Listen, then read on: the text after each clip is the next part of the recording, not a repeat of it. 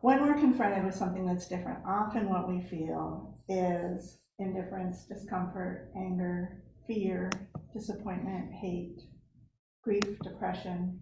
Any of these can lead to turning away or stepping back from that which is different. All of these are considered negative emotions. And somehow, through our evolution, the idea has gotten into our bodies that negative or painful emotions are to be avoided, and sometimes at great cost. There's some studies that have shown that suppressing those negative emotions can lead to physical illness, and even to cancer, things like cancer. So in the times that we're living in today, does it work if I look back there? All right. We may be encountering many brand new experiences, many new ideas, and many uncomfortable historic realities. These are moments of realizing the world is not making itself along the lines that we expected it to. So what do we feel, for instance, when we hear about the destruction left by Hurricane Ian in Cuba or Hurricane Fiona in Puerto Rico? What do we feel when we privileged white people learn that Black people are actually afraid of the police because the police kill Black people capriciously and without consequence? What do we feel when we learn that the new neighbor belongs to the opposite political ideology than ours? Do we feel a negative emotion? And then what do we do with that emotion? Do we turn away? And what could we do instead? In my life, I've experienced many negative emotions, sometimes very big and prolonged negative emotions. I have learned the hard way that the only way past any big emotion is through it. To get through it is to fully feel the fullness of the emotion, to let it roam around in my body, finding expression in movement, in tears, in yelling or screaming. Sometimes I would make the feeling be as big as I could, because that could make it pass more quickly.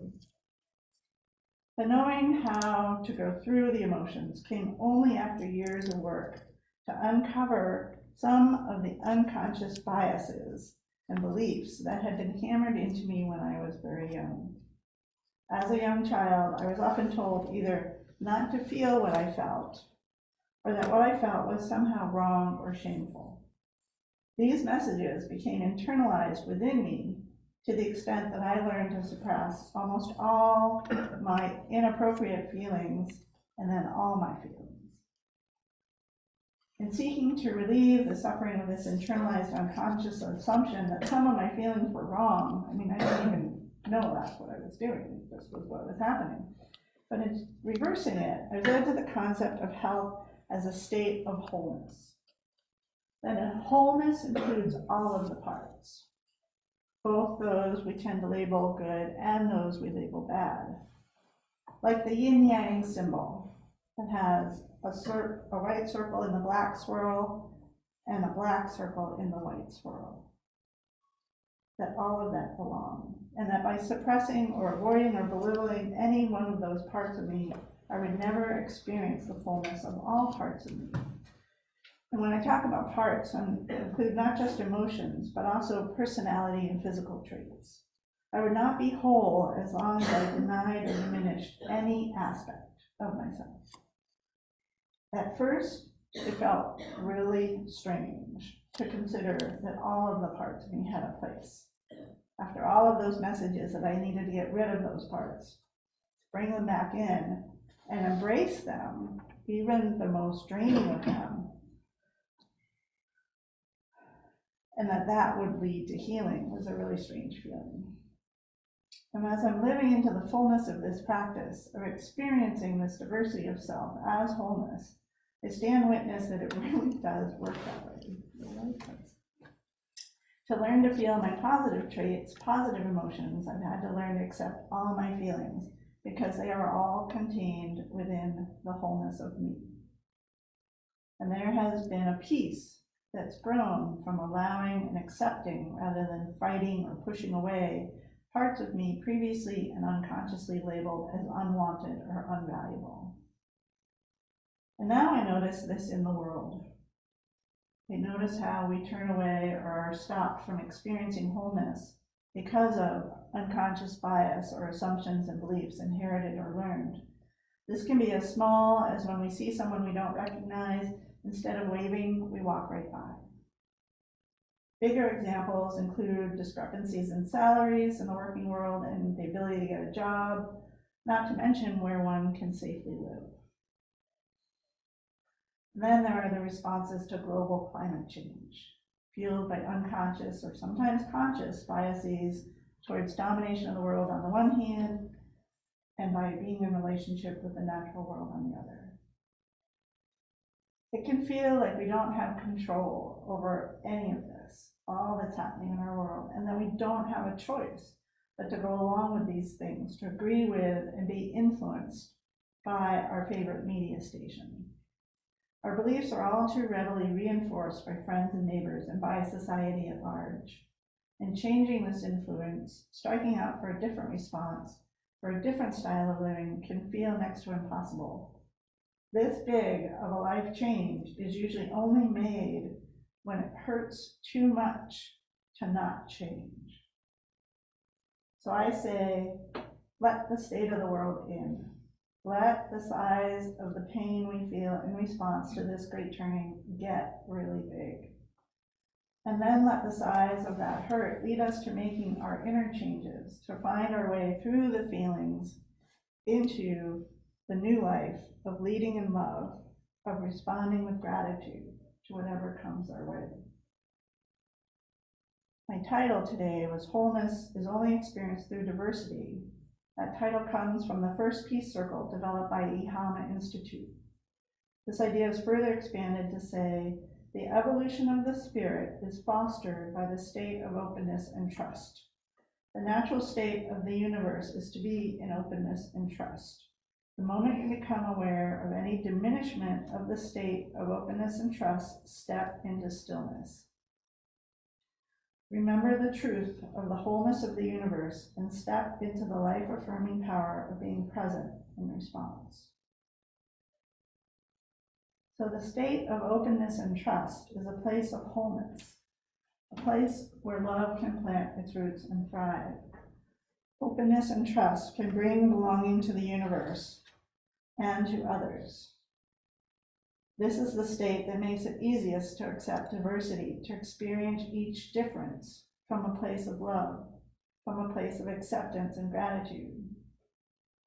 And I offer that we could step into the life-affirming power of being present in the universe, to bring love forward, to lead in love, by starting by welcoming all the many different parts of ourselves, however they're represented, through thoughts, feelings, actions. We can lead in love to embrace diversity as a valuable value-add aspect of ourselves and of life. Then going through the diversity by making it big, by experiencing the discomfort of being present with all of those different parts, there we can find wholeness and peace. And by doing this, we will be changing not just ourselves, but the whole world. Live in Gandhi's words that I'm sure you've heard, be the change you wish to see in the world. Well, I've learned Gandhi actually said it in more detail.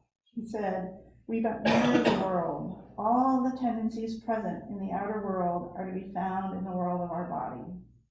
If we could change ourselves, the tendencies in the world would also change.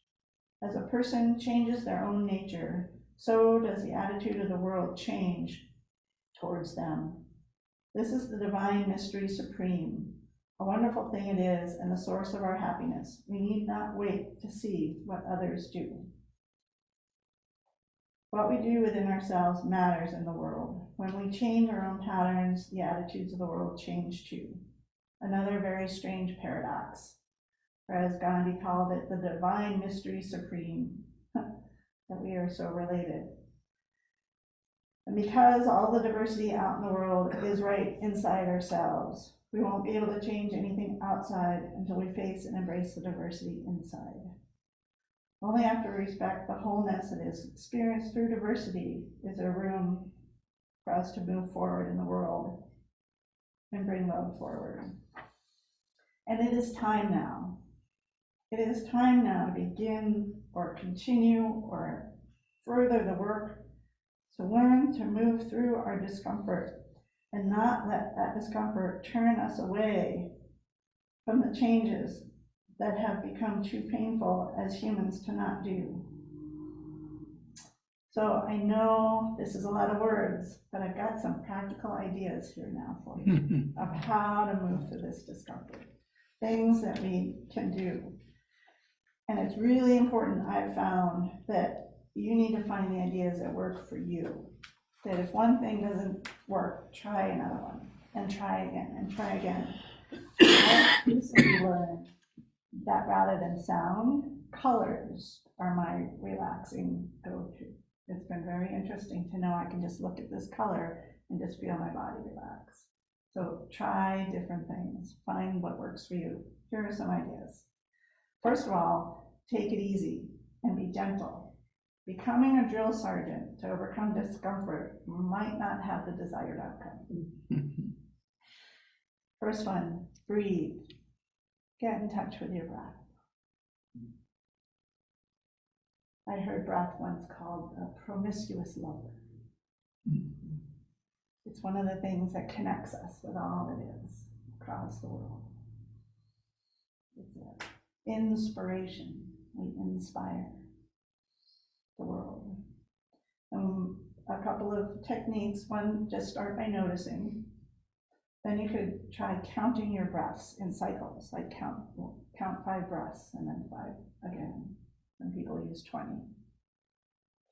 And if you want to work on controlling it, the easiest thing that can make the biggest difference is learn to make your exhale longer than your inhale. And you can do that by counting, like count to 4 in and count to 7 out. And the reason that works is it activates your vagus nerve, which is the nerve that tells our body, okay, we don't have to be in fight and flight anymore. That's the sound of us doing. The second idea is quiet moments. Set time, short time, 1 minute, count to 10 and do this, and simply be. For whatever time you pick, allow yourself to just be. You don't have to do anything, you don't have to change anything, you just are. Allow your thoughts to just drift by. As I was writing about this, I realized, well, some people call this meditation. And to me, meditation has a lot of performance pressure on it. So just be for however long you can do it and not have to do anything else. That is a great way to let your system settle and not reboot, but sort of reorganize into a quieter place to come forward again. These next two, I think, are really important too. These are all really important.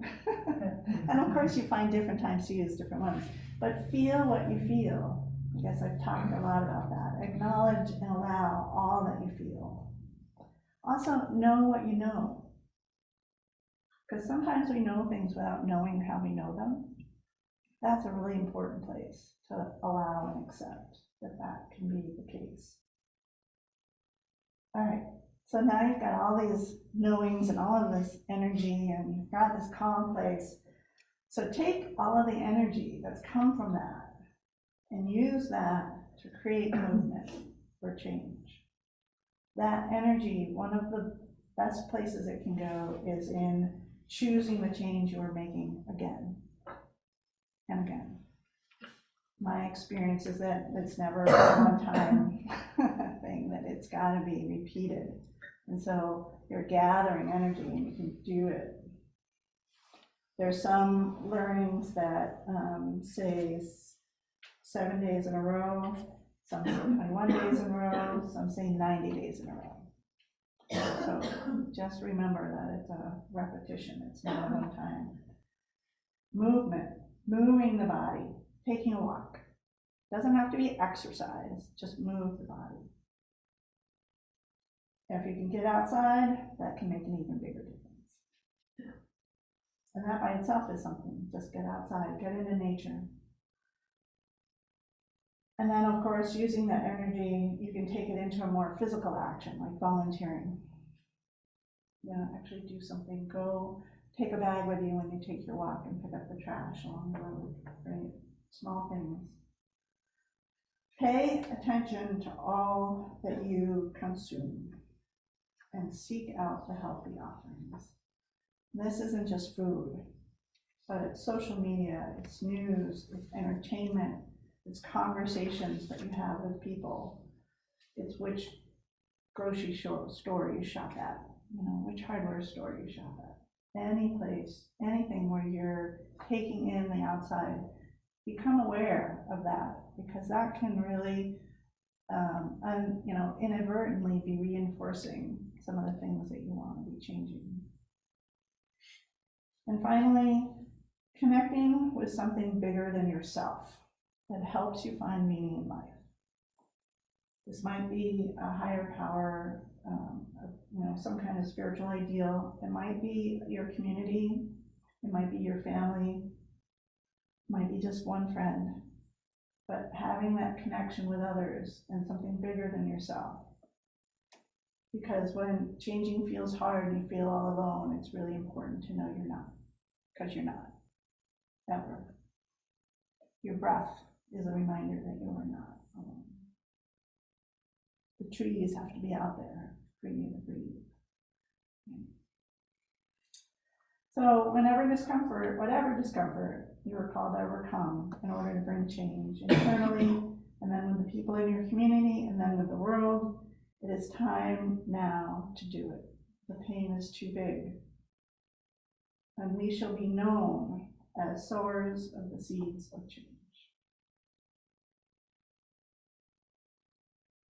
That is the end of my prepared words.